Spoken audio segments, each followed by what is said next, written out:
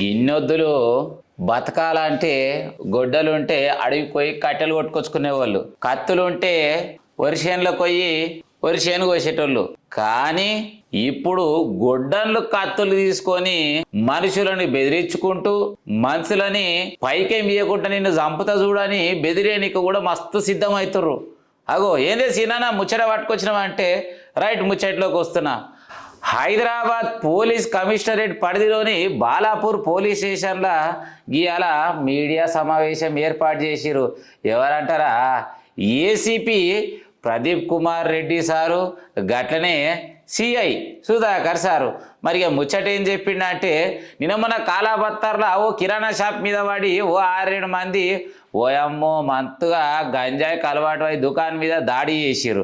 గట్లనే మరి ఇక నోట్లలో గోళీలు వేసుకుంటే మంచిగా రెవ్వెక్కి ఆ రెమ్మెక్కు గోళీలు వేయలేదని చెప్పేసి ఆ దుకాణాన్ని మీద కొట్టే ప్రయత్నం చేసిర్రు. గట్లనే కిడ్నాప్ చేసి ₹1,00,000 ఇస్తావా అయ్యావా లేకుంటే కొడుక నేను ఉంచా అని చెప్పేసి ఆగం చేసిరంట. ఇక నేను చెప్తే ఏముంటుంది మరి, ఇక సార్ చెప్తాడు, ఒక్కసారి ముచ్చటినరు మరిగా.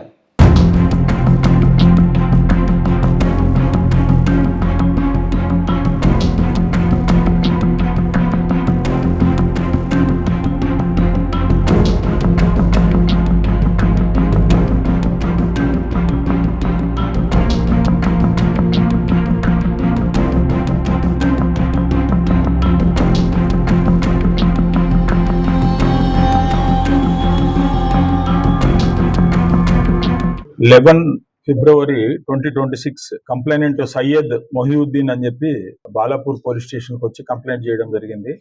నన్ను ఒక 9 మంది కలిపి కిడ్నాప్ మరియు ఎక్స్టార్షన్ చేసి అటెంప్ట్ టు మర్డర్ చేసేదానికి ట్రై చేశారు సార్, 1 lakh డిమాండ్ చేసి అని చెప్తే దాని మీద బాలాపూర్ పిఎస్ లో ఎఫ్ఐఆర్ చేయడం జరిగింది.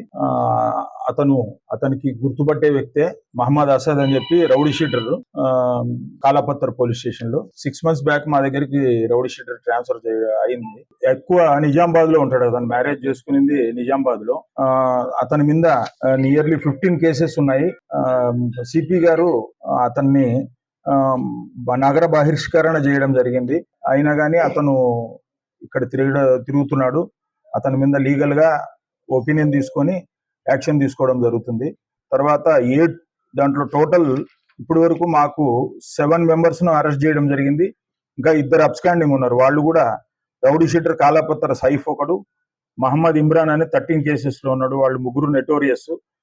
మిగతా వాళ్ళ మీద కూడా వెరిఫై చేసి కేసెస్ జహంగీర్, నవాజ్, సయీద్, అల్తాఫ్, ఇక్బాల్ మొహియుద్దీన్ అని చెప్పి బర్సవి వాళ్ళంతా అలీ బర్సరివి వీళ్ళందరినీ వెరిఫై చేసి వాళ్ళ కూడా రౌడీ షీటర్ ఓపెన్ చేయడం జరుగుతుంది యాజ్ పర్ నామ్స్. దీంట్లో వీళ్ళు మా ఇన్వెస్టిగేషన్ లో చేస్తున్నప్పుడు మా ఎస్ఐ గారు మరియు టీమ్స్